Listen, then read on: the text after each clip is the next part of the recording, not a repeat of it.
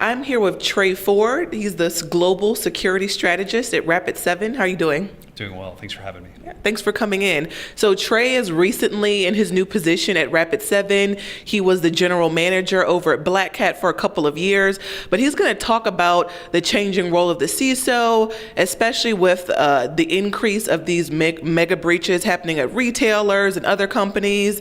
It's still kind of developing what's going on with the C-suite, but is this a good or bad thing for execs? How is this impacting our industry?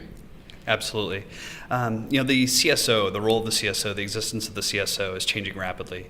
If we look back over the last 15 to 20 years, we saw this information security organization be created. It came out of nowhere. When Black Hat started 16, 17 years ago, there was no CSO, there was no security engineer, there was no security executive.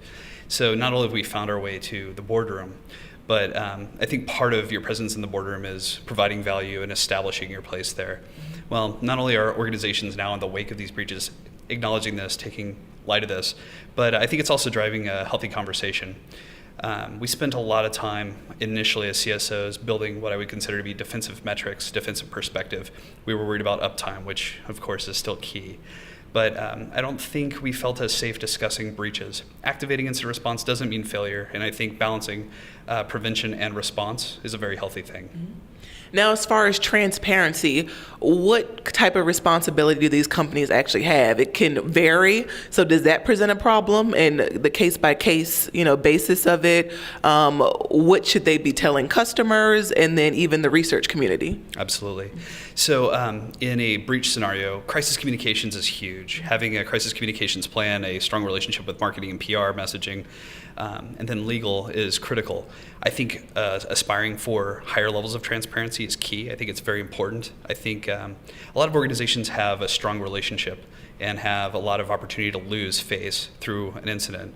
But I think that the general public is coming to a place where they expect something to happen, and it's not a question of if it happens, but it's how you respond. So if and when is kind of gone away. I think it's more when it happens, how you respond and how professional, how confident you are into those communications, how very thorough you can be.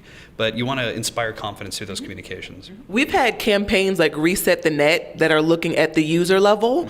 Where does that come into with these breaches? I think that's changed a lot.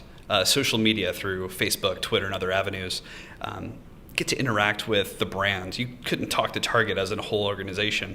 Now through Twitter and other social media outlets, you actually get to foster that individual relationship with them. And there's a level of accountability, which I think underscores the importance of transparency.